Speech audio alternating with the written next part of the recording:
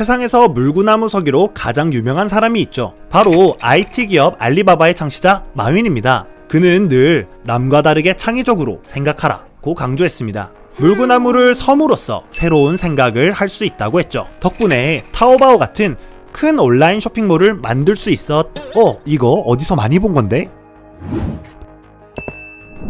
IT 기업 하면 우리가 떠올리는 회사로는 구글, 페이스북, 애플, 아마존 등이 있습니다. 이런 기업들은 창의적이고 젊은 느낌이 강합니다. 딱딱한 분위기와는 거리가 멀죠. 하지만 여기 중국 최대 IT 기업인 알리바바는 좀 다릅니다. 바로 필수 과목으로 물구나무 서기가 있기 때문이죠. 물구나무를 못 서면 아무리 일을 잘해도 취직이 불가능한 것입니다. 남자는 30초, 여자는 10초로 구체적인 성공 기준까지 존재하는데요. 좋은 아이디어를 위해 물구나무를 서는 것 자체는 창의적인 일이라고 할 수 있겠죠. 근데 물구나무 서기가 건강과 창의성에 좋으니 필수로 물구나무를 시킨다? 만약 실패한 사람에게 별다른 불이익이 없다면 재미있는 기업 문화라고 여기고 넘기겠지만 그렇지 않다면 참으로 황당한 일이 아닐 수 없을 거예요. 그런데 알리바바에서는 물구나무를 할 수 없는 사람에게 회고라는 큰 벌이 주어졌습니다. 2004년 노벨 화학상을 받은 이스라엘 출신의 생화학자 아론 치에아노베르는 항상 왜? 라는 질문을 던져야 창의적인 생각이 나온다고 했는데요. 이와 매우 상반되는 상황입니다.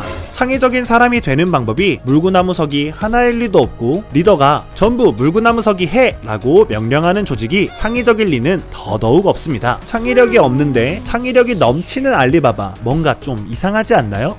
마윈이라는 인물은 중국의 경제성장에 발맞춰 일찌감치 인터넷 잠재력을 깨닫고 알리바바를 설립했습니다. 특유의 통찰력과 빠른 판단 덕분에 알리바바를 아시아 최대 규모의 기업으로 성장시킬 수 있었죠. 2020년에는 포브스 선정 아시아 부자 1위를 기록했습니다. 하지만 이것만으로 마윈을 공정한 승자나 창의적인 사람이라고 할 수 있을까요? 중국 시장은 매우 폐쇄적입니다. 14억이나 되는 규모의 소비자들은 언제나 중국인, 중국 기업에만 열려 있습니다. 짝퉁 구글로 불리며 중국 검색 엔진 시장을 석권한 바이두만 봐도 그래요. 그들이 애초부터 구글과 공정하게 경쟁했다면 지금처럼 중국 인터넷 검색 시장에서 75%의 점유율을 차지하기는 쉽지 않았을 겁니다. 알리바바 계열사인 타오바오도 마찬가지입니다. 아마존을 그대로 뺏겨도 태클 거는 사람이 없다 보니 14억이나 되는 엄청난 소비자를 제대로 된 경쟁 없이 차지할 수 있었다는 거죠. 결국 마윈의 엄청난 성공은 중국 정부의 강력한 보호 덕분이었습니다. 그리고 여기서 마윈의 꼰대력이 자라났죠.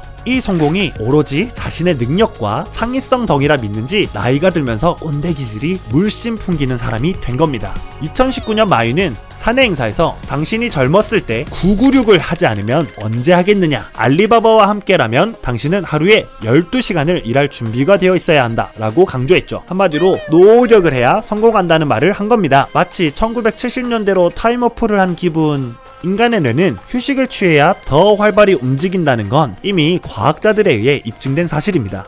레슬리 폴로 교수의 실험에 따르면 주 50시간 이상 일하고 휴가를 일절 못 쓴 그룹에 비해 주 40시간만 일하고 휴가도 남김없이 쓴 그룹의 업무 효율이 압도적으로 높다는 점이 드러났죠. 괜히 세계적인 기업 구글이 회사 안에 반려견 놀이터까지 만들며 노동자들이 언제 어디서나 자유롭게 쉴 수 있는 환경을 조성한 것이 아니라는 의미입니다. 결국 마윈은 내가 이렇게 성공했으니 너도 이렇게 따라해 라고 강요하는 것이죠. 하루 12시간 일하는 게 성공의 비결이라는 꼰대 마인드를 가진 마윈. 이 같은 철학을 지닌 마윈의 알리바바가 중국 정부의 보호를 받지 않고 구글이나 아마존 같은 세계적인 기업들과 공정하게 경쟁했다면 물구나무를 서서 이길 수 있었을까요? 이상 지시가 교양 챙겨였습니다.